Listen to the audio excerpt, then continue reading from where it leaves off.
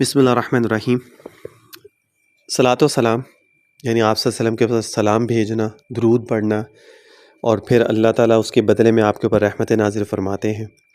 اس کی فضیلت کے بارے میں بہت دفعہ آپ لوگوں کو بتا چکا ہوں، درود شریف کے بارے میں، اور تلقین بھی کرتا ہوں اور زور دے کے کہتا ہوں کہ کچھ اور پڑھے نہ پڑھے، 3 چیزیں اپنی زندگی میں ضرور اپنا لیں۔ ایک ہے لا الہ الا اللہ، اور جب 100 دفعہ پورا ہو جائے تو محمد رسول اللہ، اور ایک ہے استغفار، اور ایک ہے درود شریف۔ یہ 3 تسبیحیں صبح شام بھی اگر آپ پڑھ لیں تو آپ کی زندگی میں ذکر جو ہے نا بہت ہے، آپ کو اور کچھ پڑھنے کی ضرورت نہیں ہے۔ اگر کوئی مسئلے ہیں، کوئی پریشانی ہے، کوئی مشکل ہے، تو اس کے لیے آپ الگ سے کوئی تسبیحات پڑھتے ہیں، کوئی وظیفہ پڑھتے ہیں، ایک الگ چیز ہے۔ ادروائز اگر کوئی نہیں ہے تو بس یہ 3 تسبیحات صبح شام آپ کے لیے بہت ہے، اور کچھ پڑھنے کی آپ کو ضرورت نہیں ہے، ٹھیک ہے نا۔ باقی قرآن، نماز یہ آپ پڑھیں، انشاءاللہ تعالیٰ بہت ہے۔ اصل چیز ہوتی ہے اپنے آپ کو گناہوں سے بچانا۔ جب انسان گناہوں کو اپنے آپ سے بچاتا ہے اور بس یہ 3 تسبیحات بھی پڑھ لے گا تو انشاءاللہ تعالیٰ اللہ کا ولی بن جائے گا وہ۔ اللہ تعالیٰ نے ارشاد فرمایا کہ اے لوگوں جو ایمان لائے، آپ صلی اللہ علیہ وآلہ وسلم پر صلاۃ و سلام پڑھو۔ چنانچہ ارشاد فرمایا یا ایھا الذین آمنوا صلوا علیہ وسلموا تسلیما۔ آپ صلی اللہ علیہ وآلہ وسلم نے ارشاد فرمایا جو شخص مجھ پر میری قبر کے پاس درود شریف پڑھتا ہے اس کو میں خود سنتا ہوں، اور جو مجھ سے فاصلے پر درود پڑھتا ہے وہ مجھ کو پہنچا دیا جاتا ہے، یعنی بذریعہ ملائکہ۔ آپ صلی اللہ علیہ وآلہ وسلم نے ارشاد فرمایا جو شخص مجھ پر درود بھیجے کسی کتاب میں تو ہمیشہ فرشتے اس پر درود بھیجتے رہیں گے جب تک میرا نام اس کتاب میں رہے گا۔ کتنی بڑی فضیلت ہے لکھنے والے کے لیے کہ جب تک اس نے اس کتاب کے اندر آپ صلی اللہ علیہ وسلم کا نام لکھا ہے تو فرشتے اس کے اوپر جو ہے وہ درود بھیجتے رہیں گے۔ اس کی وجہ کیا ہے؟ یہ ابھی میرے دماغ میں ہے، یہ وجہ پہلے نہیں تھی، یہ ابھی اللہ تعالیٰ نے ڈالی ہے۔ اس کی وجہ یہ ہے کہ انسان کتاب جو ہے نا وہ پڑھتا رہتا ہے، ٹھیک ہے۔ اگر کوئی حدیث کی کتاب ہے، سیرت کی کتاب ہے، تو اس کتاب کے اندر جب آپ کا نام لکھا جاتا ہے اور صلی اللہ علیہ وآلہ وسلم پورا نام لکھا جاتا ہے، تو جب انسان اس کتاب کو پڑھے گا جس صفحے پہ وہ نام لکھا ہے تو بار بار اس کو پڑھتا رہے گا۔ ایک انسان پڑھے، ہزاروں لوگ پڑھیں، تو آپ صلی اللہ علیہ وسلم کا نام پڑھی جا رہا ہے اور درود بھیجی جا رہا ہے، تو ظاہر سی بات ہے جس انسان نے وہ چیز لکھی ہے تو پھر اس کا بدلہ بھی تو ملے گا نا۔ تو اس لیے آپ سے فرمایا کہ جب تک وہ نام رہے گا اس پہ فرشتے جو ہے وہ رحمت نازل فرماتے رہیں گے۔ یہ ایسے ہی ہے کہ جب آپ نے کہ مسجد، مدرسے میں یا کہیں پر بھی جہاں پر اللہ تعالیٰ کے نام پہ فی سبیل اللہ کوئی کام ہو رہا ہے، پانی کیا جیسے آپ نے کولر لگوا دیا، مدرسے میں کوئی پیسے دے دیے بنوانے میں، کنسٹرکشن میں یا مسجد میں، یا کسی کی ہیلپ کر دی، تو جب تک وہ اس چیز کو کرتا رہے گا، استعمال ہوتا رہے گا، آپ کو اس کا ثواب ملتا رہے گا۔ یہ ایسے ہی ہے۔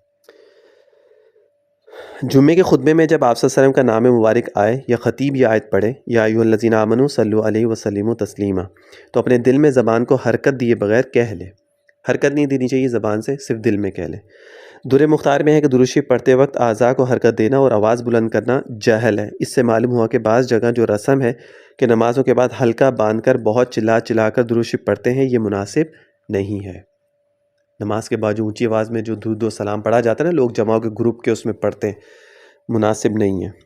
جب اس میں مبارک لکھیں، صلاۃ و سلام بھی لکھیں، یعنی آپ صلی اللہ علیہ وسلم پورا لکھیں، اس میں کوتاہی نہ کریں، صرف یا صاد لام عین میم پر اکتفا نہ کریں۔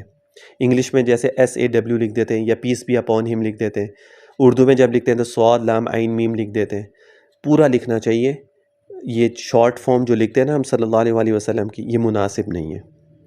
آپ کے اسم گرامی سے پہلے سیدنا بڑھا دینا مستحب اور افضل ہے۔ سیدنا محمد صلی اللہ علیہ وآلہ وسلم یا سیدنا رسول اللہ صلی اللہ علیہ وآلہ وسلم، اس طرح کہنا چاہیے، یہ افضل ہے۔ اگر ایک مجلس میں کئی بار آپ کا نام مبارک ذکر کیا جائے، امام طحاوی کا مذہب یہ ہے کہ ہر بار میں ذکر کرنے والے اور سننے والے پر درود پڑھنا واجب ہے۔ امام طحاوی کہتے ہیں کہ جب بھی نبی کا نام آئے گا درود و سلام پڑھو، لیکن فتویٰ اس پر ہے کہ ایک دفعہ جب نام آیا اور آپ نے صلی اللہ علیہ وآلہ وسلم کہہ دیا تو یہ پڑھنا واجب ہو گیا آپ کا، ٹھیک ہے۔ اور آپ نے کہہ دیا ایک دفعہ کہنا واجب ہے اور بار بار کہنا مستحب عمل ہے، ٹھیک ہے۔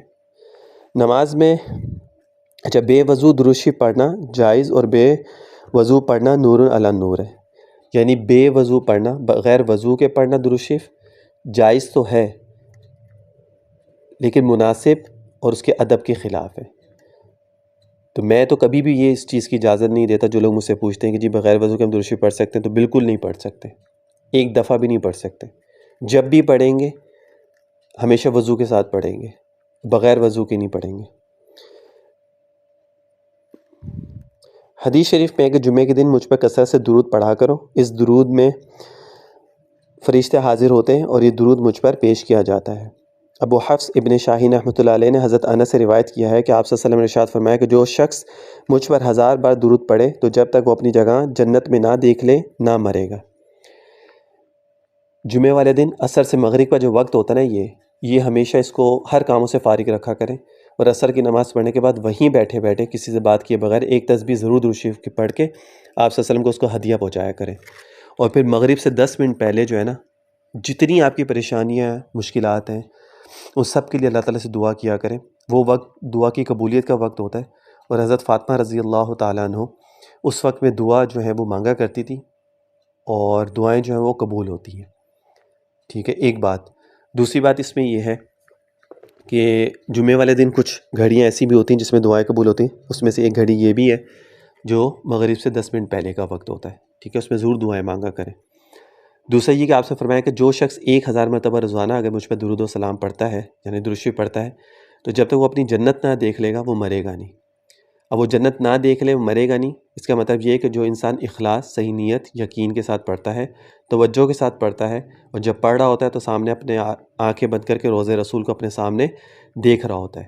اس طرح یہ نہیں کہ باتیں کر رہا ہے، موبائل کے ساتھ کھیل رہا ہے، ٹی وی دیکھ رہا ہے، یہ کر رہا ہے، وہ کر رہا ہے، اور پھر درود شریف پڑھ رہا ہے، وہ تو اس کا بھی تو فائدہ ہی نہیں ہے۔ پھر تو ثواب تو مل ہی جائے گا آپ کو کیونکہ درود شریف پڑھیں، لیکن وہ اس کی جو ایک برکات ہیں وہ انسان کو نہیں ملتی ہیں۔ حضرت عمر بن خطاب سے روایت ہے کہ انہوں نے فرمایا دعا آسمان اور زمین کے درمیان ہی رکی رہتی ہے، آسمان اور زمین کے درمیان میں دعا رک جاتی ہے، اوپر نہیں جا سکتی جب تک کہ نبی پر درود نہ بھیجا جائے۔